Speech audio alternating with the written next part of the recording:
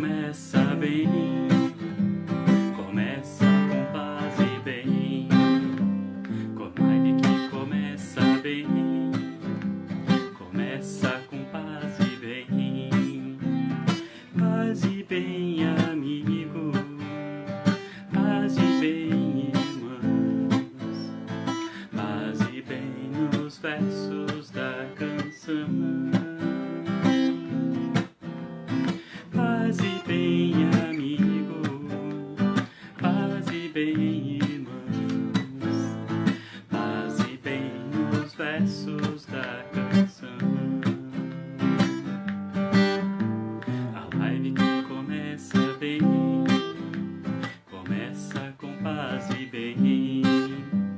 A live que começa bem, começa com paz e bem. Paz e bem, amigo, paz e bem, irmão, paz e bem nos versos da canção. Paz e bem, amigos, paz e bem, irmão, paz e bem nos versos da canção. A live que começa bem, começa com paz e bem. A live que começa bem, começa com paz e bem. Boa noite a todos, paz e bem. Que alegria estarmos novamente aqui na nossa live das sextas-feiras dedicadas à família. Sejam todos bem-vindos, que a paz de Deus esteja com cada um de vocês. Hoje a nossa live tem participação muito especial e quem está entrando aí quiser chamar mais gente, tem um aviãozinho ali embaixo, aperta no aviãozinho, coloca a pessoa que você pensa em convidar, que ela vai receber um convite aí para estar acompanhando conosco. Legal? Vamos ver aqui se nosso convidado não chegou ainda. Então, nós vamos iniciando este nosso momento de live, fazendo a nossa oração ao Divino Espírito Santo, para que esse Espírito Santo seja o condutor da nossa conversa, que ele seja o condutor daquilo que a gente pretende desenvolver hoje, um tema tão importante para a nossa vida, e que esse Espírito seja feito tudo por vontade dele, seja tudo por vontade, pela ação e obra do Espírito Santo de Deus. Então, quem está nos acompanhando, gostaria que rezasse comigo.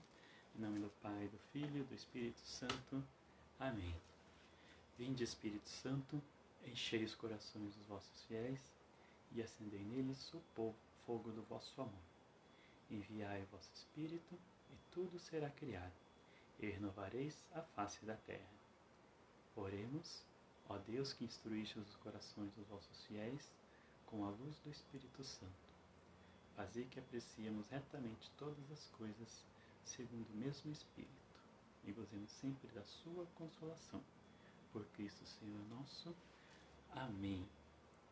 Nossa Senhora do Carmo, rogai por nós. São Francisco e Santa Clara, rogai por nós. Em nome do Pai, do Filho e do Espírito Santo. Amém. Deixa eu dar uma olhada se o convidado chegou. Vamos ver aqui.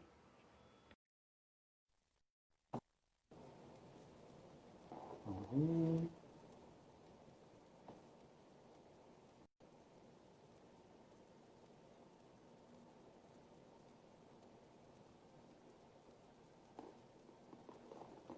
Hoje temos uma participação muito especial aqui na nossa live. Chega pra cá. Aí, Tá entrando. Chegou!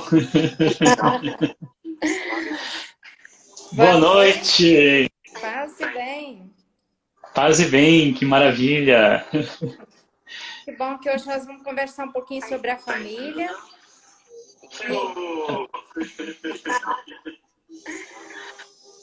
Boa noite. Boa noite. Paz e bem. Agora vai dar Tá, pra só. acho que tá tendo um retorno ali, né? Um eco. Já saiu. Bom, Eu acho vamos lá. Vamos que vai aguardar, dar certo. aguardar enquanto a irmã se acerta ali. Tá tudo bem? Acho que agora deu certo. Agora deu certo? Deu certo. Ah, que bom. Isso tudo é novidade para todo mundo, né? Nosso abraço.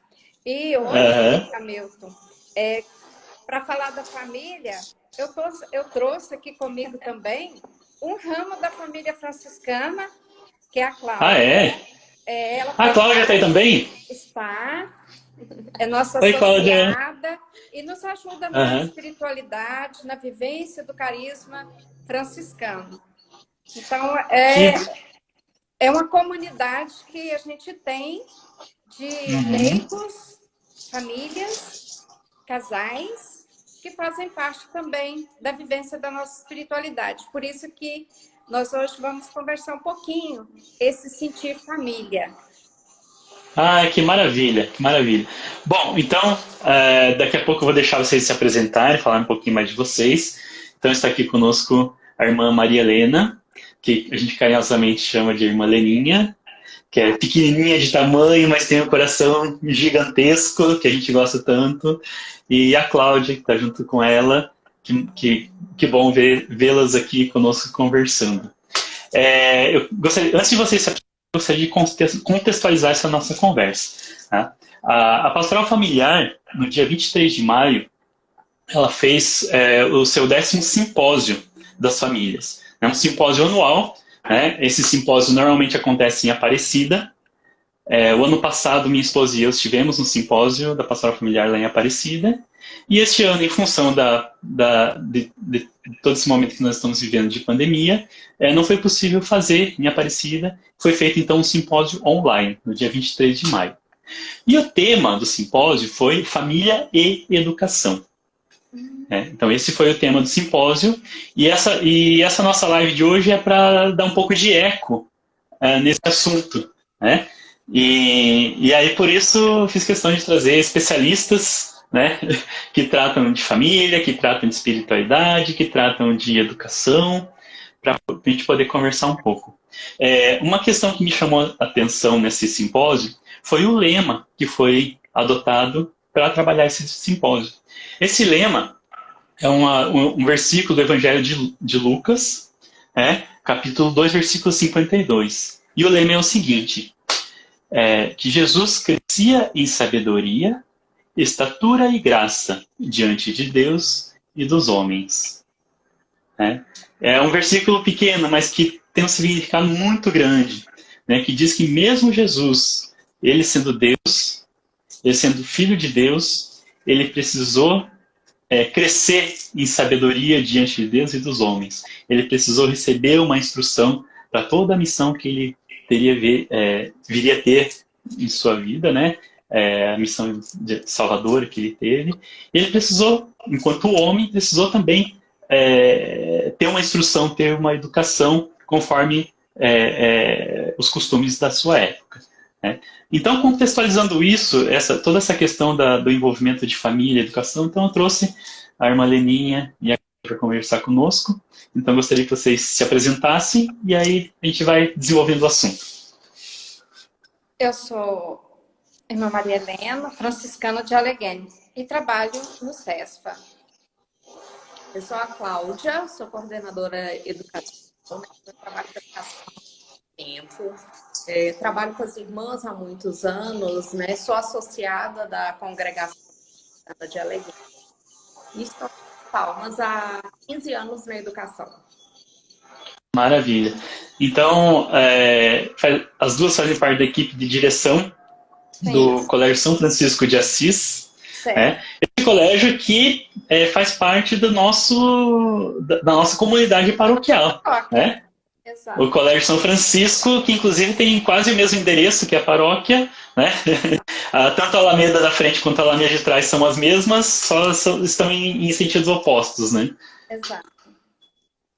E é uma alegria para a gente fazer parte da paróquia, porque a gente nasceu trabalhando na educação e na paróquia com as escolas paroquiais. Inclusive, Uhum. nós trabalhamos 60 anos lá em Cristalândia, na escola também paroquial. Então, a Certo. questão educacional e essa relação paróquia, família, é muito forte para nós. Maravilha. E a minha experiência também, por 5 anos, eu convivi na espiritualidade das equipes de Nossa Senhora, trabalhando com casais. Então, a gente tinha uma Ah, equipe que maravilha. e eu trabalhei por Uhum. 5 anos também com os casais. Então, a gente tem uma experiência nesse sentido, né, de trabalhar com as famílias. Sou Uhum. aposentada na educação, já trabalhei mais de 30 anos. Ah, é? É. Que Então, a bom. gente tem uma experiência de trabalho na educação e também com as famílias. Uhum. Que maravilha. Então vamos aproveitar nesse momento um pouquinho dessa experiência de vocês, né? E eu gostaria de introduzir o tema então falando da questão da importância das famílias na educação dos filhos, né? Que talvez em muitas realidades se imagina que a educação está lá dentro da escola, né? Deixa o filho na porta da escola, busca no final e pronto, acabou. Né? Então, eu gostaria que vocês falassem um pouquinho a respeito da importância da família na educação das crianças. A gente sabe que, especificamente, com o Concílio do Vaticano II, a Igreja tem insistido muito que o progresso social da humanidade passa necessariamente pela educação, que é Uhum. compreendida como um bem comum e um direito universal. E essa educação não dá para dissociar da família, porque ela começa, Uhum. termina, continua, escola, família para a vida toda. Então, a educação formal e informal, a família, é importante ter a família preocupada com esse processo e a igreja também. E nós, como escola, que é ligada à igreja, fazemos parte da Associação Católica das Igrejas Católicas, das escolas católicas, né? Então, essa rede de pastorais, seja ela familiar, pastoral educacional, pastoral familiar, é importante essa conexão entre Uhum. família e igreja. A gente entende assim que o Papa Francisco, como educador, né, ele trouxe essa visão. Então, o pacto educativo, né, o pacto pela educação, ele traz isso muito forte. Então, qual a responsabilidade da escola? Qual a responsabilidade da família? Que a gente sabe que a família é o alicerce, inclusive para o desenvolvimento cognitivo da criança, né? E qual é o papel da sociedade? Então, que Uhum. essas três instituições, elas precisam se unir realmente em prol da educação. E aí, quando a gente fala da educação, a gente entende a educação como algo que vai muito além do desenvolvimento cognitivo, né? Então, quando a gente fala de educação nessa perspectiva, a gente entende a educação como um todo. A gente vê a Uhum. criança, né, como um ser que pode ter o seu desenvolvimento integral estimulado. E para isso, não adianta só a família ou só a escola, a gente precisa realmente se unir. E essa é a proposta que o Papa trouxe para a gente, que nós ficamos muito felizes, né, de perceber esse movimento conjunto da igreja, das famílias, e a gente espera que a sociedade também abrace. Uhum. É isso que a Uhum. gente, é a nossa perspectiva, a nossa expectativa. É interessante citar isso, né? Estava previsto para 14 de maio, né, um encontro no Vaticano Uhum. tratando do Pacto Global pela Educação. Esse encontro convocado pelo Papa Francisco, né? para discutir a educação no mundo todo, né? E o Papa ele fez uma carta no mês de fevereiro falando a respeito desse pacto, e uma coisa que me chamou a atenção foi um provérbio africano que ele usou, né? Que é preciso uma aldeia inteira para se educar uma criança. Eu achei tão forte isso, é preciso de uma aldeia inteira. Né? Então, ele traz essa valor da diversidade das pessoas envolvidas, né? De toda a comunidade envolvida na educação de uma criança. Né? Então, e quando você pensa numa aldeia, você pensa numa entreajuda, num diálogo, numa troca. Então, quando ele fala isso, ele fala para despertar essa paixão por uma educação inclusiva em prol das futuras gerações. E eu acho que é esse o desejo da família, que a criança cresça, busque, tenha a sua autonomia diante de todo o contexto em que ela está vivendo e irá viver, né? E quando se fala nesse conjunto, nessa aldeia, a gente pensa num jovem, numa sociedade proativa, com uma visão de mundo, de relações, muito integrada e integradora, inclusiva, né? Então, a gente acredita que é por aí. É criar essa paixão por aprender, por ensinar, por doar-se. E eu acho que a sociedade está precisando de um retorno a esses valores.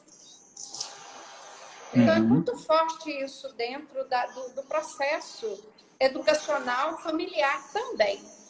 Quando você cita esse provérbio, Hamilton, né, a gente, assim, eu gostei muito também quando eu vi referência, porque traz a ideia de corresponsabilidade. Quando a gente traz a aldeia, todo mundo é responsável pelo processo de educação da criança, né? E é Exato. isso que o Papa Francisco realmente propõe, essa corresponsabilidade. Então, somos todos responsáveis. E ele fala também, assim, que não há outra forma de mudança da sociedade se não for através da educação. Somente a educação pode proporcionar isso. Né? Então, assim, tem uma outra parte também que ele diz que tudo está interligado. Essa frase, ela é muito presente no nosso dia a dia, porque a gente realmente entende isso. Tudo está interligado. Então, todos nós somos corresponsáveis pela educação das nossas crianças, né?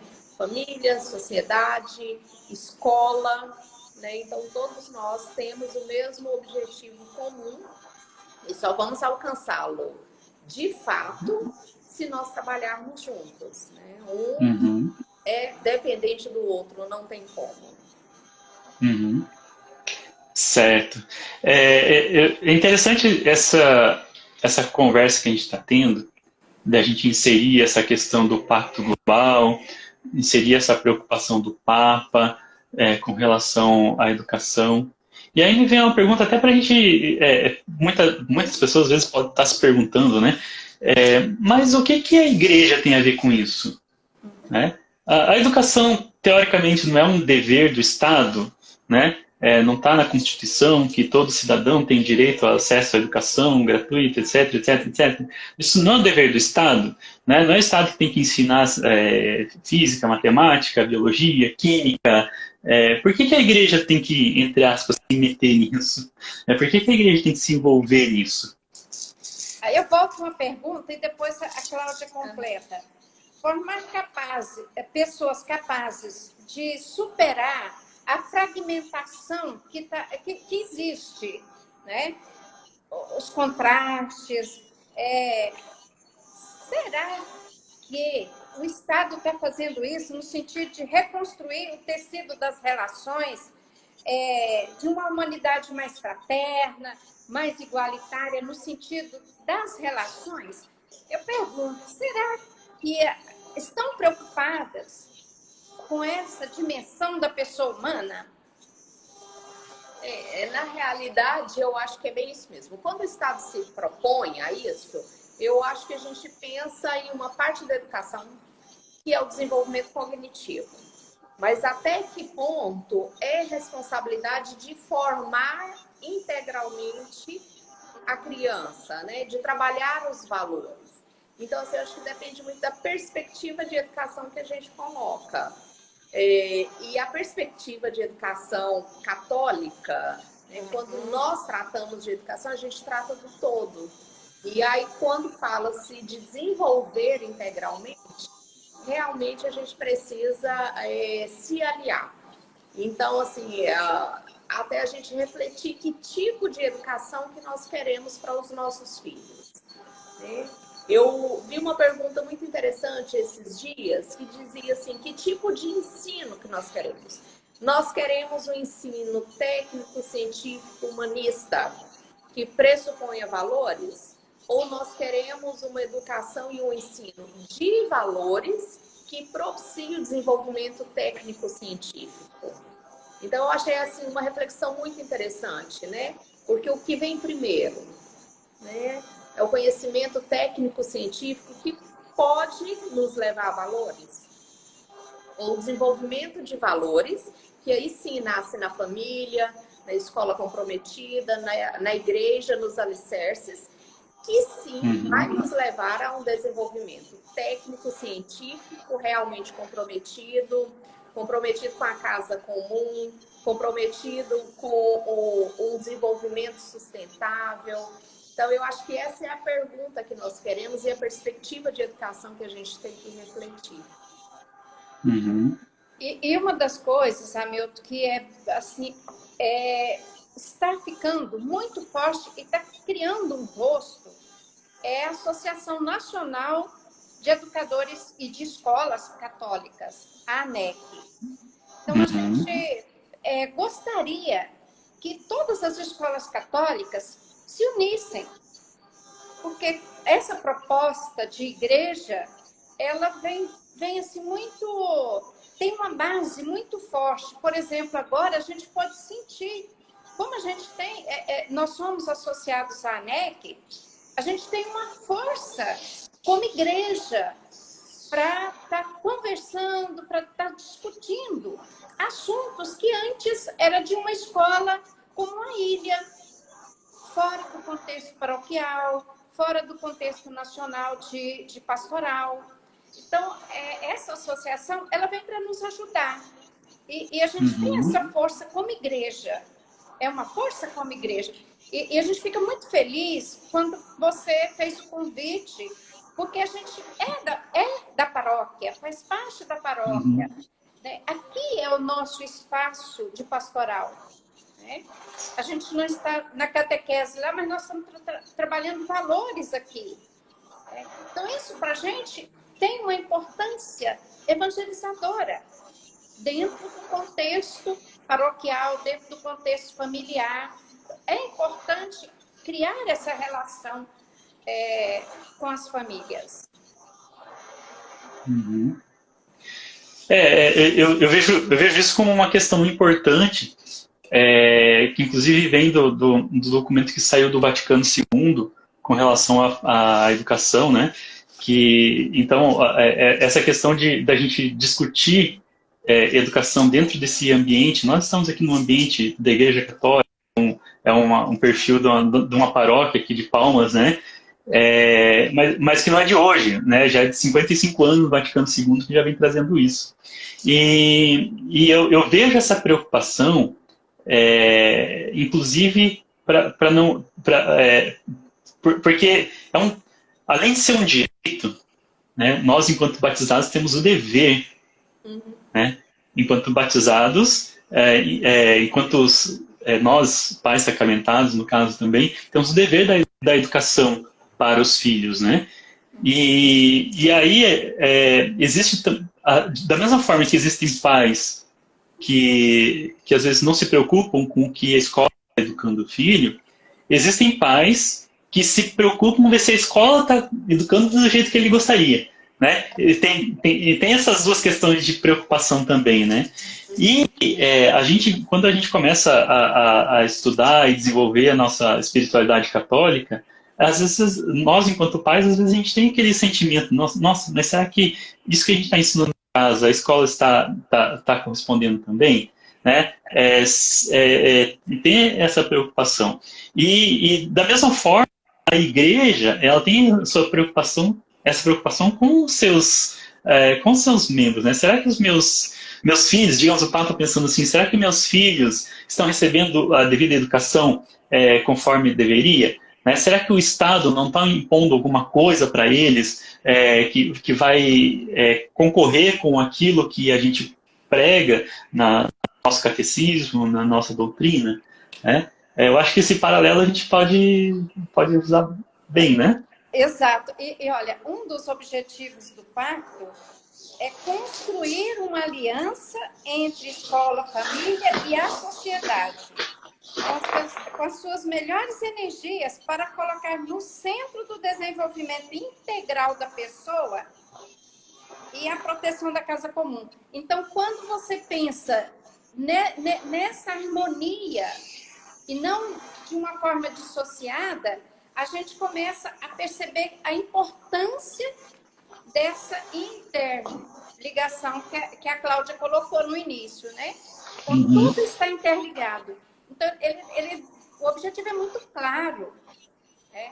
E eu acho que quando a gente começa a entender, a compreender, a gente busca a escola busca a família com mais tranquilidade, como partilha para um bem maior, para um bem comum. Né? Então, isso, e educar a criança nesse sentido, dá para a gente acredita, não só dá, mas faz com que a gente acredita que é por aí que se caminha, é nessa integração, nesse objetivo de protagonista. A gente quer pessoa que tem um protagonismo, um jovem que fala por si mesmo, que não se deixa corromper. A gente pensa no cultivo juntos de valores que eu acredito que a família tem, que é a vivência, não só técnico, mas também de partilha dos saberes. E quando há essa partilha nos saberes, a família interessa pela o que a criança está aprendendo, o que a criança está sendo capaz de produzir e o quanto ela é infinita no sentido de pensamento, de criação, de inovação. Aí a gente começa a pensar assim, olha, a escola está fazendo com que a criança não paralise, não só decore, não só... mas que ela busque o seu próprio aprendizado. E isso, a família e a escola precisa de deixar que a criança crie asa. E essas asas, a gente acredita que é possível criar essas asas. Ela voar. Né? Então, no sentido voar, né? No sentido do pensamento, de criar, de buscar. Então, a gente acredita por aí. Eu queria que a Cláudia também falasse um pouquinho a respeito da questão que você citou da educação integral, né? A educação integral, ela concorre com uma educação tecnicista, digamos assim? Não, quando a gente assim, pensa quando o Papa propõe um pacto pela educação, o Pacto Educativo Global, ele já coloca isso como um grande desafio. Né? A gente sabe quando a gente fala de lidar com essa educação integral, até mesmo pelas diversas visões que a gente tem. E um dos grandes desafios é trabalhar a diversidade. Né? Até ele coloca que a gente tem que perceber a diversidade como um valor e não como uma ameaça. Então, assim, ele está colocando isso de forma ampla, né? Assim, realmente. Mas, assim, a educação integral, eu acho que, antes de qualquer coisa, é ter a criança, ter o ser humano no centro de tudo. Né? Então, assim, trabalhar sempre com a perspectiva de trazer para o centro o ser humano. E aí, nesse caso, a criança, o jovem, o adolescente, né? E isso, sim, é um grande desafio, porque você fala de trabalhar valores, você fala de desenvolver a autonomia, você fala de trabalhar com respeito à diversidade, de realmente formar pessoas que possam fazer a diferença no mundo. Então, assim, quando a gente fala da educação integral, pessoas que respeitem a nossa casa comum, que trabalhem para um desenvolvimento sustentável, uma economia solidária. Então, assim, muito mais do que formar somente para o desenvolvimento cognitivo, né, para um exame ou para qualquer coisa nesse sentido, você ir em dimensões que vão muito além do que uma educação simplesmente tecnicista, né? Você caminhar realmente, dar um passo a mais, no sentido de fazer a diferença na vida dessas crianças, né? E antes a gente tinha essa visão que a família era uma célula da organização social. Hoje a gente já vai além, é mais do que isso. É como um espaço amoroso, um espaço que dá condições para formar pessoas com uma experiência globalizada. Não dá mais para você fechar nesse sentido, né? Então, quando você olha a família hoje, você tem uma visão bem diferente da família de alguns anos. Então, a experiência familiar, ela não é só uma célula de uma organização. Ela vai além. Hoje, a família, ela é muito mais espaço de liberdade, de partilha, de convivência, de fraternidade, né? E isso, é claro, dá para associar a escola nos seus objetivos de eficiência, de excelência acadêmica e fazer esse espaço também um espaço de evangelização, um espaço amoroso, um espaço em que a pessoa ela sinta a liberdade de ser ela mesma, com seu pensamento, com a sua maneira sua visão de mundo. Cada pessoa tem uma visão, um jeito de pensar, tem uma verdade em relação a essas questões, tanto acadêmicas, também como religiosas, culturais, sociais, emocionais. Outro espaço que a gente tem trabalhado muito é a questão emocional. E a família também tem enfrentado dificuldades nessa convivência, especialmente com adolescentes. Hoje, com a liderança que uma criança de 7 anos tem. Você tem experiência pré-adolescente, criança, percebe-se que é difícil de trabalhar essa questão dentro da família. E isso não é fácil também na educação acadêmica. É possível, juntos, a gente fazer um trabalho para trabalhar essas dimensões também dentro do processo educacional. Certo. Eu vejo assim, essa proposta, essa iniciativa não é recente, mas que parece que está cada vez mais ganhando força de um tempo para cá, dessa educação integral, de você trabalhar a questão emocional, trabalhar valores, né? Parece que isso é recente, né? A visão que eu tenho enquanto pai, etc.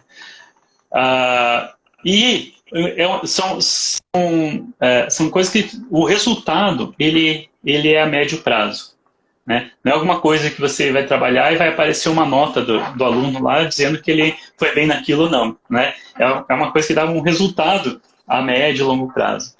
E aí, fazendo uma reflexão, até mexendo um pouquinho no vespeiro, nesses tempos em que nós estamos vivendo hoje, né, em que pessoas estão cada vez mais se sentindo angustiadas, se sentindo depressivas, com bastante situações de violência, situações de intolerância, de falta de empatia, situações em que as pessoas estão cada vez mais individualistas, né? Será que é um resultado de um processo educacional ausente dessa formação integral de tantos anos de você ir para a escola para aprender apenas matemática, física, história e sair com a cabeça com bastante conhecimento, mas com o coração vazio? Eu acho assim, Hamilton, que as escolas católicas, de certa forma, elas já faziam isso, né? Não só as escolas católicas, deixa eu corrigir, as escolas confessionais já faziam esse trabalho. Nos últimos anos, a gente tem percebido a educação de forma diferente, vamos dizer assim. Então, a gente tem voltado, não é uma ideia nova, mas é uma ideia que está sendo colocada mais em prática recentemente. Então, a gente percebe realmente cada dia mais, nesses tempos de pandemia, ainda mais, a necessidade desse trabalho integral. Mais do que a necessidade desse trabalho integral, a necessidade de ter o ser humano, a pessoa, no centro de tudo. Na realidade, é isso que a gente sente muita falta hoje. Então, quando você fala de violência, de falta de empatia, de uma série de questões, a gente olha mais uma vez e entende o quão sábio foi o Papa Francisco ao propor esse pacto, né? Porque é uma reflexão muito pertinente aos dias de hoje. A sociedade realmente ela se afastou um pouco do ser humano. E eu acho que nesse momento, e acredito que esse será um dos grandes legados desse momento difícil que a gente está vivendo de pandemia, eu acredito que isso vai ficar realmente uma volta para o humano, para a pessoa, para aquilo que se pode fazer diferente. E aí, mais ainda, reforça a nossa vontade de trabalhar com essa educação integral. Né? E quando o Papa fala da questão da aldeia, a gente tinha uma visão de viver bem. Hoje a gente já tem do bem viver, que é um pouquinho diferente do viver bem. Né? Então, esse bem viver, ele exige uma convivência. Ele exige da gente um humano trabalhado nas suas dimensões da fé, da esperança, da solidariedade. O ano passado nós tivemos um congresso que falou sobre a questão do humano, humanizar a vida. Então, que a vida deixou de ser humana, porque quando ela pensa só em viver bem, ela não está olhando o bem viver da pessoa como um todo, né? Então, é um pouco essa dimensão do bem viver é o que a gente sonha na convivência dentro de uma instituição educacional. Tá certo. Uma perguntinha prática, digamos assim, né? A gente está falando aqui que a família precisa participar da educação, né? Que a família precisa estar presente, etc. De forma prática, como que se dá essa participação da família na educação? A mãe tem que ficar lá na porta da escola assistindo o que a professora está ensinando, ou a mãe tem que estar estudando junto, tem que saber página por página o que o filho precisa aprender, precisa fazer, vai estar estudando junto com ele. Enfim, de que forma se dá essa questão da participação da família na educação das crianças? A gente fala muito de ser presente, né? De estar presente, mas de preservar a autonomia da criança. Então, assim, e o que é preservar a autonomia? Não é fazer pela criança, é deixar que a criança faça, mas estar ao lado para apoiar. Então, assim, não é ir fazer a tarefa junto com a criança, é estar ali se por um acaso a criança precisar. não é necessariamente ficar na porta da escola. Então, assim, é permitir que a criança cresça e se desenvolva. E a gente, assim, entende que o erro faz parte do aprendizado. Então, assim, a criança, às vezes, ela precisa errar para ela acertar e ela vai compreender que o erro faz parte desse aprendizado. Ninguém acerta 100%. Então, permitir isso faz parte do processo, mas o estar presente para que a criança tenha segurança e que ela possa se desenvolver também faz parte do processo. Então, assim, na realidade, a família ela precisa ser esse espaço de escuta, de estímulo, de interação, realmente de convivência mesmo. Quando a gente fala trazer o ser humano, a pessoa para o centro, a gente faz isso na escola e a gente faz em casa também. E colocar no centro não é tornar o reizinho ou a princesinha da casa e fazer tudo que a criança quer. Mas é assim, propiciar um ambiente para que a criança realmente cresça, que ela se desenvolva, mas que ela saiba os limites, né? Que ela saiba realmente como se comportar. Então, eu acho que é isso, né? Assim, é um meio termo entre o dar autonomia e o estar presente realmente. E a criança, ela vai crescendo, ela não quer que o pai fique em volta dela o tempo todo. Ela quer sentir essa liberdade de criar as suas novas relações, da sua integração, de dizer para a coleguinha o que ela pensa, o que ela não gosta, que às vezes, e isso vai educando também para a vida. E antigamente a gente pensava assim, eu vou educar para o meu filho ter lucro, escolher uma profissão que dê para ele um status, ou olhando o mercado. Hoje a gente já pensa, eu quero e vou investir na educação para o meu filho ser feliz, para ele fazer as pessoas felizes e também ser feliz. Porque eu acho que a nossa fé, a nossa maneira de ver e de experimentar o evangelho é isso, pessoas felizes. E uma educação que tolhe isso é uma educação que não olha o ser humano como um todo. Então, o foco é ser feliz, aprender para ser feliz. E se ela é feliz, ela vai ajudar o outro também, na sua convivência, ser feliz.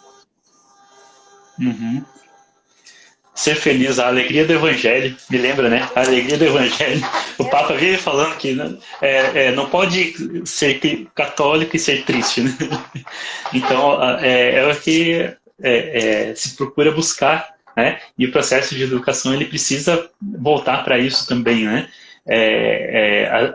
Eu fico pensando assim, quando a gente fala na questão da educação integral, de quando a gente pais, né, acabam cobrando excessivamente os filhos para que tenham as melhores notas, que sempre venham com 10, que tenha tudo certinho, que a letra esteja tudo redondinha, que saiba o nome das capitais de cor, que saiba todas aquelas coisas, né? Às vezes a gente fica cobrando e tem que decorar tabuada, certo? E aí eu acho que foi o Alan que comentou alguma coisa aí. A gente acaba cobrando tanta coisa que eles acabam ficando sem tempo para outras coisas, né? Sem tempo para ser criança, para ser eles mesmos, né? Para ser feliz, né? Não que a escola seja uma infelicidade, né? Mas que precisa ter esse equilíbrio, né? E eu acredito que a educação integral ele tende a caminhar nesse sentido, né? E assim, quando você fala de ficar sem tempo para as outras coisas, a gente entende que tem que haver um equilíbrio. É importante estudar, é importante se preparar para a vida, para um bom vestibular, uma boa faculdade, sim, Mas a pessoa humana é muito mais que isso. Então, assim, é importante que a gente tenha tempo, que a gente tenha qualidade de vida, que a gente realmente participe, até mesmo porque as interações sociais, né, o convívio, as relações fazem parte do desenvolvimento integral. Então, é importante que a gente mantenha um equilíbrio realmente e que a gente se permita esse tempo, né? Que a gente realmente busque isso de fato. É importante que o aluno tenha um compromisso com o estudo dele, mas que ele tenha tempo para conversar com os amigos, que ele tenha tempo para fazer aquilo que ele gosta, para praticar o esporte. Então, assim, que ele realmente seja feliz e que ele não espere para ser feliz só depois que ele se formar, né? Que ele tenha uma vida feliz desde agora. Eu acho que é isso que todo mundo quer. Hoje, a escola, de modo geral, ela tem os canais de comunicação com a família. Porque nem a família tem muito tempo para estar na escola quando você colocou aquela questão. Mas tem uns aplicativos que é um pouco para a gente sentir como é que está essa relação do aprendizado acadêmico, da excelência acadêmica, né? E a relação familiar e todo esse processo, ele é medido por esses meios, os aplicativos, em que a gente está sempre conversando com as famílias. Acho que isso é um canal importante e que hoje as escolas estão usando. Então, é importante esses canais de comunicação com a família. É mais fácil para a família, se preciso, estar na escola, ótimo, vem à escola. Mas o que é possível criar essa relação também hoje, né? Especialmente agora com a pandemia, a gente sentiu o quanto é importante essa comunicação via aplicativo, via os meios de comunicação de uma maneira geral. Então, se tornou muito próximo da família, da escola, dos alunos, dentro desse processo também. Maravilha. O nosso tempo tá correndo. A gente tem assunto aí para acho que umas 3, 4 horas de conversa, né? Eu acho gostoso. Até eu estava comentando com a irmã que aqui é para ser um bate-papo mesmo, né? Uma conversa de corredor, um negócio assim. Mas uma questão que não foi tocada, que eu gostaria de tocar, quero ver o que vocês podem me dizer. Vocês têm, com certeza, contato com egressos, né? E quando a gente fala de educação, a gente não fala só de crianças, né? A gente tem aí o ambiente universitário que parece que entra num outro mundo, né? Eu já fui universitário e sei que propostas no ambiente universitário acabam sendo as mais diversas possíveis, né? E vocês têm tido algum feedback, assim, de egressos que foram para o ambiente universitário, depararam com uma realidade diferente, bastante diversa de pensamentos, diversa de situações, em que se fala mais a questão do o Estado é laico, que a gente não pode ter uma capela aqui no campus porque respeitar todo mundo, ou questões tecnicistas demais, né? Eu sou engenheiro, eu fiz faculdade de engenharia, né? Eu não tive... A aula que eu tive de humanas foi uma optativa de psicologia que eu quis fazer. Eu falei, não, pelo menos alguma coisa de humanas eu tenho que tirar daqui, né? Fui lá para psicologia. Então, eu enfrentei um pouco disso também, né? De ser uma fábrica de conhecimento, digamos assim. O que vocês podem dizer a respeito dessa, de repente, de egressos que vocês tenham contato, como que é essa preparação, se isso aí pode se dar de uma forma contínua, ou é uma ruptura mesmo?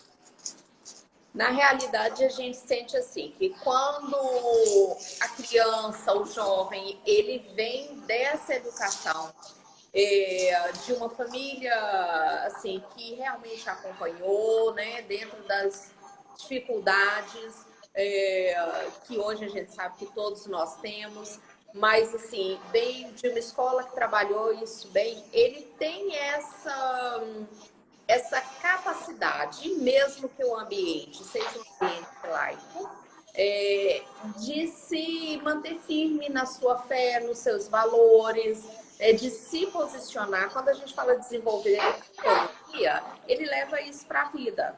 Então, assim, a gente percebe, a gente tem alguns alunos aqui do colégio já, mas assim, de outros lugares que as turmas trabalharam e eu também, que realmente levam para a vida esses valores, né? E que fazem a diferença e que são reconhecidos por essa diferença já na universidade. Então, assim, e a gente fica muito feliz com esses retornos. E é isso que realmente nos anima a continuar seguindo. Então, assim, quando há todo esse processo, então, assim, é uma criança, um jovem que ele não é tão influenciável, que ele sabe se posicionar, que ele tem as suas opiniões e defende as suas opiniões, que ele tem os seus valores e age de acordo com os seus valores, né? E isso é importante. E isso ele leva para a universidade, ele leva para a vida profissional dele, ele leva para a vida inteira. E é muito bom, viu, Hamilton? Quando a gente está assim do lado de ex-aluna, viu? Ah, é? Então, por aqui você vê, tá bom? Então, a gente tem vários ex-alunos que hoje estão aí fazendo aquilo que a gente nem imaginava de ser profissional, que tem muito o que doar para a sociedade, para a igreja. Então, isso é muito bom. E a gente tem muitos exemplos nesse sentido. E de pessoas felizes e que estão ajudando outras pessoas também a buscar a sua vocação para a vida.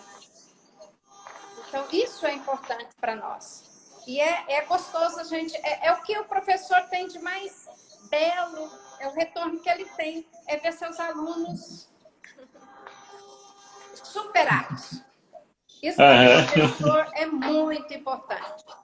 A superação, ver os seus alunos sendo profissionais humanos, profissionais competentes, profissionais capazes, que têm sua própria dignidade e que não se abala e não se deixa corromper. Então, isso é muito importante. E a gente tem muitos exemplos nesse sentido.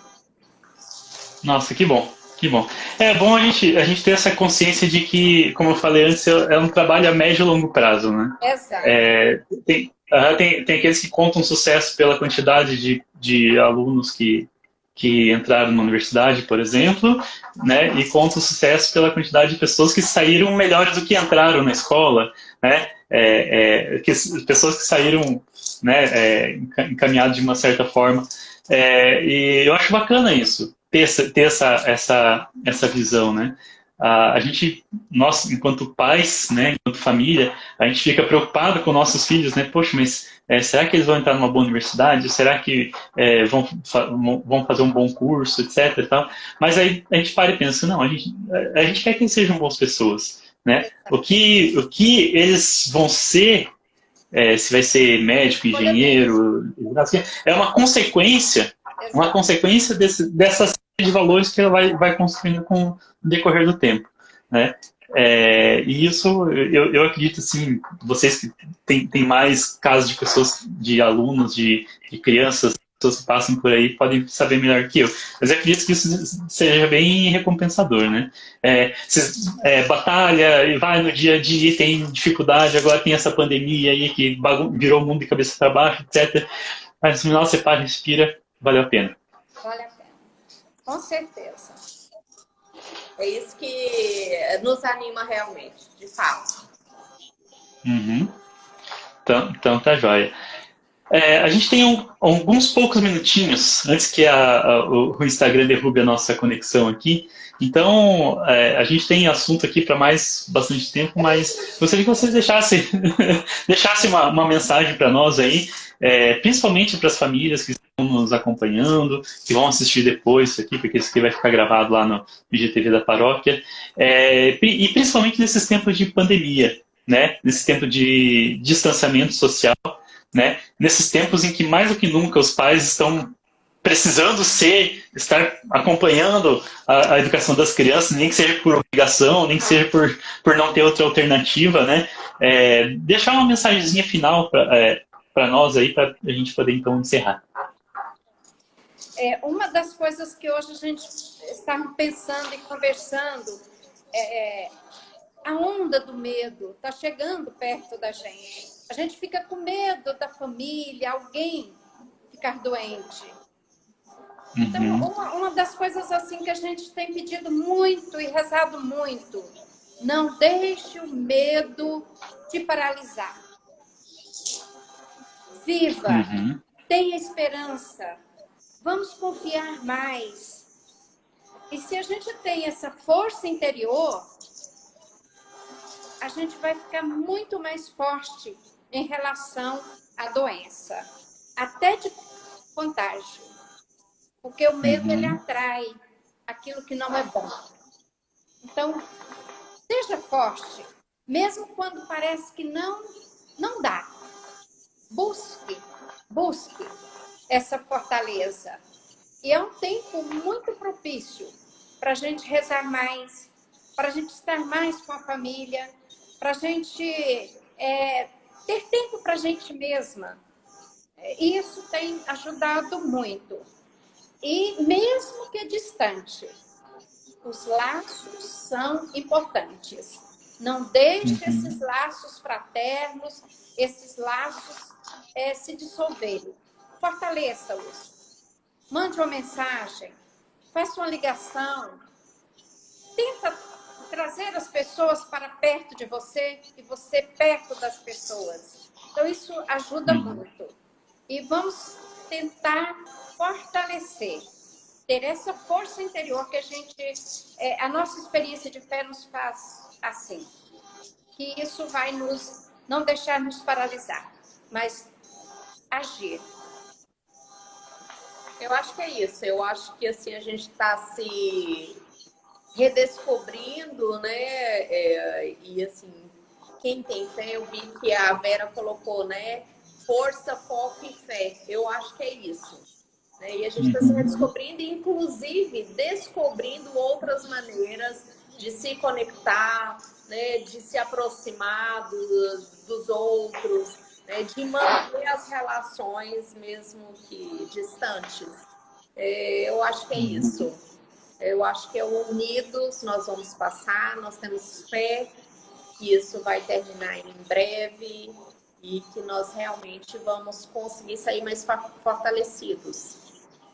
E Hamilton, queremos agradecer muito esse espaço de partilha, de conversa, todas as pessoas que não passaram simplesmente por esse momento, mas a gente aprende e a gente partilha. Isso é importante. Então, nosso agradecimento para a paróquia, para você, representante, né, da pastoral familiar. Então, a gente agradece muito. E a gente tem rezado muito pelas famílias. Muito obrigada, viu? Quem tem que agradecer somos nós da paróquia por esse momento maravilhoso que a gente teve. Olha, foi uma conversa muito gostosa, foi assim, eu tô com o coração quentinho aqui de passar essa horinha conversando com vocês. Por mim, a gente ficava mais tempo aqui, mas olha, muito obrigado mesmo pela participação de vocês, obrigado a todos que acompanharam. Apareceu várias mensagens ali, eu li alguma coisa, tentei, mas não dá tempo de responder todas, citar todas, mas eu quero deixar assim, de coração, nosso agradecimento. A gente está em oração por vocês permaneçam em oração por nós, pela nossa família, pela nossa comunidade, pela nossa paróquia, e no final tudo vai acabar bem, com a fé em Deus. Né? Obrigada. Eu que agradeço. Nesse minutinho vamos rezar uma Ave Maria por todos que estão nos acompanhando. Vamos rezar uma Ave Maria para que a gente consiga sair dessa pandemia melhor do que a gente entrou. Joia? Eu rezo a primeira parte, vocês rezam a segunda, pode ser? Pode, combinado. Ave Maria, cheia de graça, o Senhor é convosco. Bendita sois vós entre as mulheres e bendito é o fruto do vosso ventre, Jesus. Santa Maria, Mãe de Deus, rogai por nós, pecadores, agora e na hora de nossa morte. Amém. Louvado seja nosso Senhor Jesus Cristo. Para sempre seja louvado. Paz e bem. Em nome do Pai, Filho e Espírito Santo. Amém. Paz e bem, muito obrigado. Deus abençoe. Tudo de bom. Um beijo para vocês. Fiquem com Deus. Amém. Tchau.